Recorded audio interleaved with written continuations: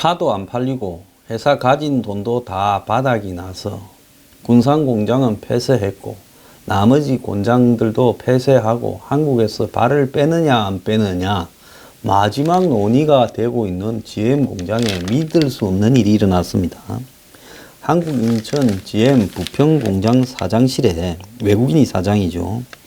머리에 단결투쟁이라고 빨간 띠를 두른 50명의 노조원이 몰려들어서 사장실에 있던 가어 가잼 이 한국 GM 사장에게 성과급을 안 준다라는 게 말이 안 된다면서 항의한 뒤 나갔고, 이후 사장실 앞에서 구호를 더 외치더니 다시 사장실에 들어와서 물러나라, 새 사장이 올 때까지 우리가 지킨다 하고 사장실을 점거하고 집기를 드러내고, 그리고 파이프를 들고 사장실에 있던 의자와 화분 등을 다 깼다는 겁니다. 그 뒤에 있는 그 장면이에요.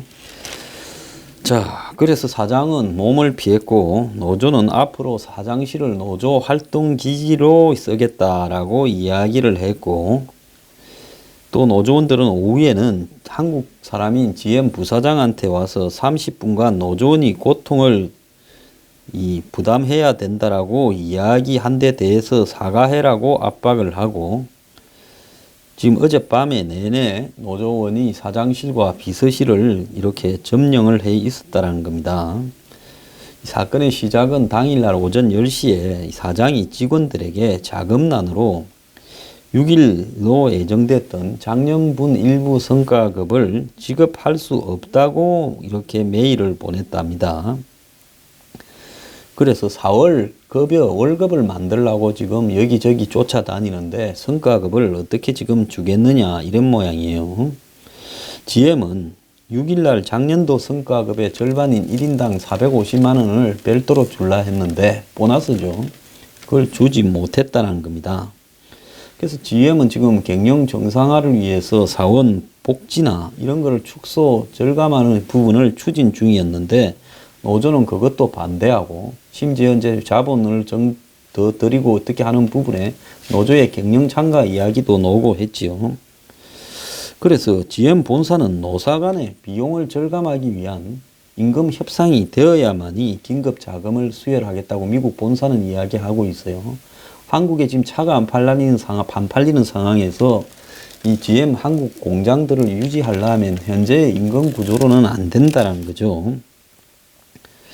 그래서 이제 한국 GM은 강경 대처를 하겠다 하는데, 자금난을 겪는 회사에서, 회사 돈이 다 떨어진 회사에서 노사가 합심해서 서로가 이렇게 이 부담을 줄여주려고 노력하기는커녕 이제는 사장실까지 점거하면서 결국 이 GM이 제가 볼 때 문을 닫는 수순으로 가고 있다고 봅니다. GM은 지금 이 현장 근로자 4월 임금 10일 날 줘야 되고, 25일 날에는 화이트 칼라 사무직들 임금을 줘야 되고, 그 다음에 희망 퇴직자는 27일 날 이렇게 이 퇴직 위로금을 줘야 돼요. 합쳐서 6천억이 필요한데 자금이 지금 나올 데가 없다라는 거예요.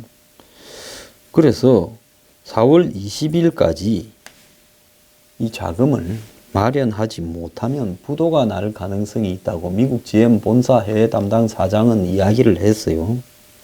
최근에 4년간 누적 적자가 3조인데 한국 GM 직원들이 성과급을 달라고 이야기하는 게 말이 되냐.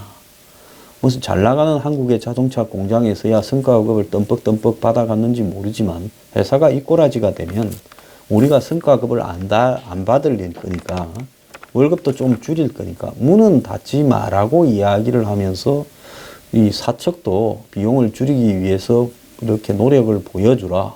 그리고 본사한테 이 노사가 다 비용을 줄이고 있으니까 문을 안 닫게 좀 해주라.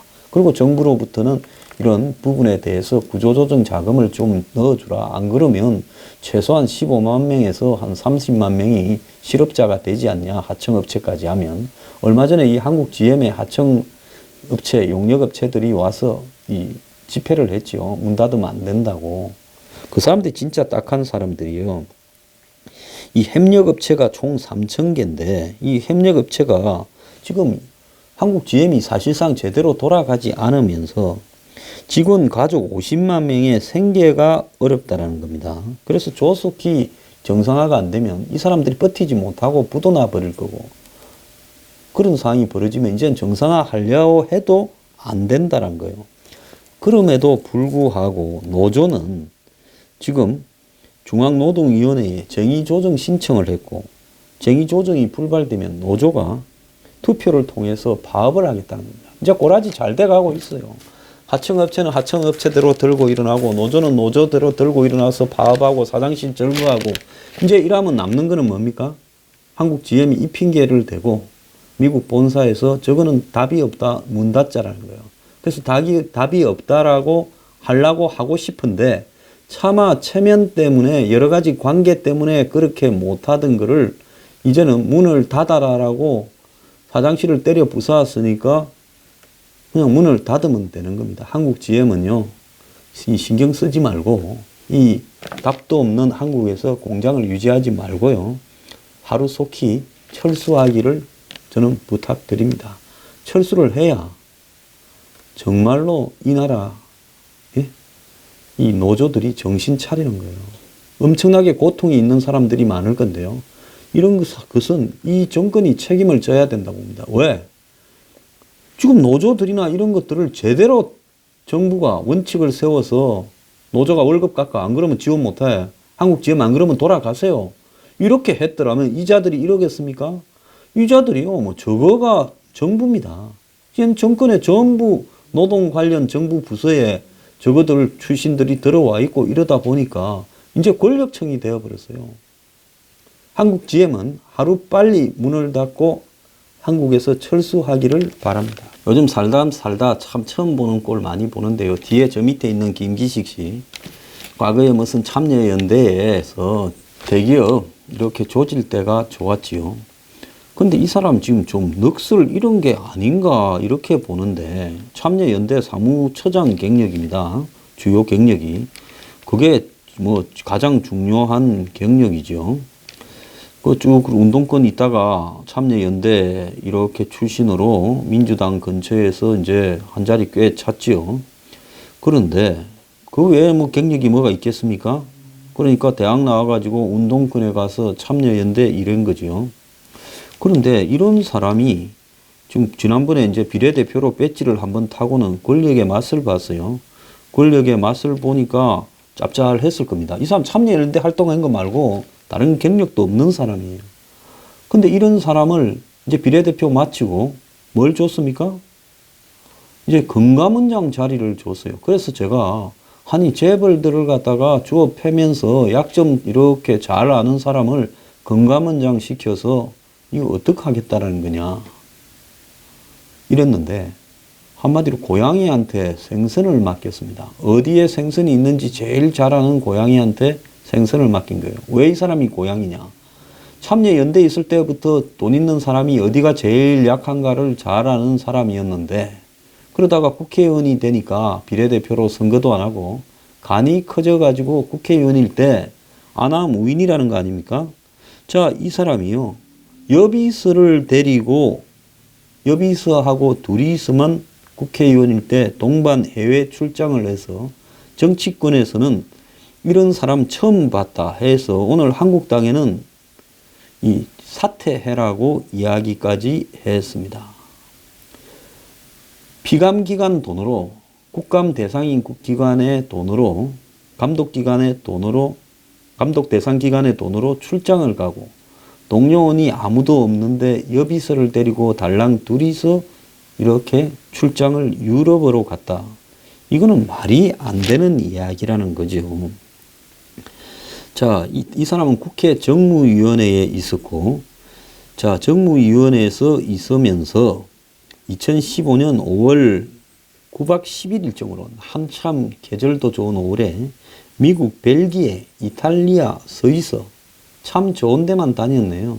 이 9박 10일간의 비용이 3,077만 원이었다고 합니다. 참 호화 여행을 갔네요. 패키지로 한 10일짜리 여행 가봤자 비싸봤자 한 3, 400만 원, 초고급으로 가봤자 7, 800만 원일 건데 이 사람은 9박 10일에 3,077만 원이었습니다. 돈은 누가 냈느냐? 정무위원회 감사 기관인 대외경제정책연구원. 오늘 아침에 조선일보에 보면 미국의 싱크탱크에 이 대외정책연구원에서 자금을 지원을 해주는데 이 정부, 한국의 문재인 정권에 이렇게 말을 안 듣는다고. 미국의 싱크탱크나 이런 쪽에서 한국에서 자금 지원을 받는 거는 너네 국가가 필요했으니까 우리한테 주는 거고, 꼭 우리가 너네들 말 듣기 위해서 너네 구미에 맞는 정책을 이렇게 발표하거나 만드는 건 아니다. 이런 입장이죠. 그래서 한국 이 대외경제정책연구원에서 이 존스 호킨스 대학 한미연구소에 대한 예산 지원을 끊는다. 이런 내용이 나와가지고 미국에서 불만이 터져 나왔다. 미국에서는 돈 준다고 너가 소장 쫓아내고 어쩌고는 하지 마라. 이런 입장이었죠. 거기에 이사장이 한국에도 여러 번 왔다 간 갈루치라는 미국의 국무부 외교관 출신입니다. 어쨌거나 이런 대외경제정책연구원의 이 출장 보고서에 김기식을 위한 의전 성격으로 이렇게 된다. 이렇게 돼 있고 국회 결산 심사를 앞두고 의견 사항을 전달하는 게 주 목적이다. 그러니까 김기식이 한테 뭐 부탁을 하거나 달래기 위해서 보내준다라는 게 여행의 목적이었다는 겁니다. 자, 이 사람은 당시에 정무위 야당 간사와 예결소위 위원장을 맡고 있었대요. 그래서 여당 간사였던 김용태 의원은 당시 대외경제연구원에서 간사들을 데리고 출장을 한번 가겠다 하니까 피감기관 돈으로 정무위원이 출장 가는 게 말이 되고 그 기간이 열흘이나 된다. 이게 말이 되냐 해서 안 가겠다는 거예요. 안 갔다는 거예요. 그래서 김기식이가 양쪽에 간사를 보내줄래 했는데 한쪽이 안 가니까 지만 남았는데 그럼 당연히 저도 안 가야 되지요. 그런데 동료 의원 없이 혼자 출장을 간 게 매우 의아하다는 거예요. 이 당시 정무위원회에 따르면 19대 국회 정무위원회에서 관례적으로 출장 일정이 생기면 새누리당 1명, 민주당 1명, 정의당 1명 혹은 여당 의원 2명, 야당 의원 2명이 팀을 이뤄서 이렇게 해외 출장을 갔다고 합니다. 근데 정무위에 소속됐던 한 의원은 누구를 어떤 출장을 보내는가 하는 것은 상임위 차원에서 간사들이 결정을 하는데 혼자서 가는 케이스를 처음 본다라고 이야기를 했습니다. 당시 정무위원회의 한국당 소속 의원은 김기식이 비관기관들을 달달 볶았던 걸로 유명하다면서 이런 대외경제정책연구원 같이 예산도 적고 규모가 적은 기관은 국회에서 조금만 잘라버리면 지금 월급을 못 줘요. 그러니까 이런 기관이 이 자기들을 갖다가 쪼우는 야당 의원을 입을 달래려고 외유성 출장을 한번 보내준 거 아니냐는 겁니다. 한 보좌관은 김기식이가 상습범이다. 민주당 의원들도 고개를 절레절레 절 정도였다. 의원들이 비감기관하고 비감기관 돈으로 출장을 가는 거는 김 원장 말고는 사례가 없다 했는데 이제 이까지도 좀 악질 의원이었다 칩시다. 이제 악질을 넘어서 엽기로 갑니다. 근데 김기식이 여행을 하는데 여비서를 데리고 갔다는 거예요. 정무위원회에서 활동했던 한 의원은 체류 비용이 너무 비싸기 때문에 해외에 보좌진을 데리고 가는 경우는 없다면서 보좌진 비용을 초청기관에서 대도록 하는 것은 미친 짓이라고 하면서 해당 보좌관이 출장과 관련해서 전문성이 있어서 꼭 데려가야 한다 치더라도 자기 정치 자금으로 데려가는, 그러니까 자기도 후원회가 있을 거 아니에요. 그런 걸로 데려가야지. 이런 식으로 국가 돈으로 데려가면 안 된다는 겁니다. 국내 출장을 가더라도 방 잡는 문제 때문에 이성 보좌진이 수행하는 경우는 없는데, 근데 이 해외에 9박 10일을 가는데 여자 비서를 데리고 갔다. 이게 뭡니까? 누구 어떤 지사분이 생각이 나요? 자, 김 원장의 출장에 동행했던 여비서는 지금 이 사람이 국회의원이 아니잖아요. 그럼 어디 있느냐? 이 사람이 소장으로 있는 더 미래연구소의 연구원으로 재직하고 있다. 여기도 자기가 국회의원 할 때 세워가지고 1인당 350에서 600만 원 받으면서 무슨 워크숍 같은 강좌한다는 데 아닙니까? 누가 와요? 국회 로비를 해야 될 금융기관이나 대기업의 대관 직원들이 등록해놓고 듣는다는 거 아닙니까? 자, 이자 이거 완전히 이 악질인데요. 이것만 그랬냐? 2014년에는 국회 정무위원으로 있을 때 보좌관과 함께 한국거래소, 정권거래소 부담으로 우즈벡 출장까지 갔다 왔다고 합니다. 항공비를 비롯한 체류 비용은 한국거래소가 다 됐다는 거죠. 그래서 공공기관 직원의 공무 출장 비용을 기업이 부담하는 것은 로비 혹은 접대 성격이 크다라는 거죠. 이 사람이 그 9박 10일간 미국하고 유럽 여비서 데리고 갔을 때도 일비라는 것은 하루에 자기가 쓰는 용돈이죠. 9박 10일 동안 하루에 용돈 얼마를 책정한 것도 이 대외경제정책연구원 돈에 들어 있었다는 겁니다. 입만 들고 간 거죠. 여비서 데리고 입만 들고 간 거예요. 근데 이 사람이 정무위원일 때 2014년 3월부터 2박 3일로 우즈벡 타슈켄트로 갔는데 보좌관 홍모를 데리고 갔고 한국거래소 직원도 2명을 데리고 갔다는 거예요. 그래서 이 김기식과 보좌관의 항공비만 217만 원이었고 숙식비는 이 보좌관 계좌로 거래소에서 일괄적으로 붙여주고 그리고 이 출장 목적도 이 한국거래소의 출장 결과 보고서에 국회 정무위의 이해도 재고 사업 타당성파 국회 차원의 지원 기대라고 로비용이라고 사실상 적혀 있다는 겁니다. 자, 그런데 이런 사람이 7개월 뒤에 2014년 10월 국감에서 한국정책금융공사 일부 직원이 실사 차원에서 해외 공무 출장을 다녀오면서 투자기업으로부터 그에게 출장비를 받았다. 매우 부적절하다고 지적을 하고 피감기관 돈으로 해외 초화 출장을 갔다 와놓고 비서단 성격의 공공기관이 이 한마디로 이 투자기업으로부터 돈을 받아서 외유성 출장을 갔다 왔다고 비판한 겁니다. 지 얼굴에 침 뱉기 이야기를 한 거죠.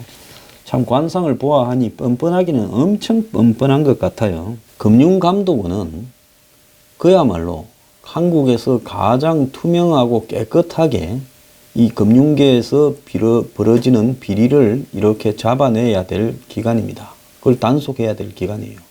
그러면 이 정권감독원, 보험감독원, 은행감독원, 또 그리고 각종 무슨 신용보증 같은 기관과 관련되는 감독 이런 것들을 하고 있는 걸로 알고 있는데요. 이런 감독기관에 스스로를 다스리지 못한 이런 사람이 갔어야 되겠습니까? 과거 론스타나 이런 거 관련해서 이 뭐 투기자본을 감시 역할을 수행하던 한 이 운동권 출신 인물이 유명한 인물이어서요.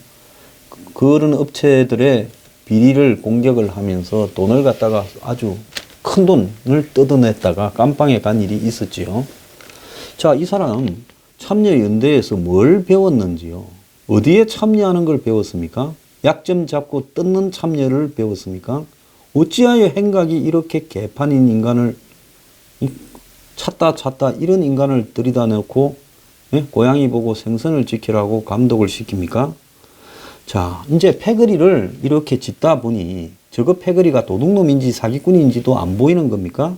자, 그런데 여비서하고 9박 10일 동안 별 할 일도 없고 사실상 로비로 놀러가라고 보내준 출장을 가서 둘이서 도대체 뭘 했을까요? 9박 10일간. 뭐 합니까? 가위바위보 합니까? 홀짝 게임을 합니까? 둘이 맞고를 칩니까? 정말 희한한 사람이에요. 비용 아끼자고 방도 2개 썼습니까?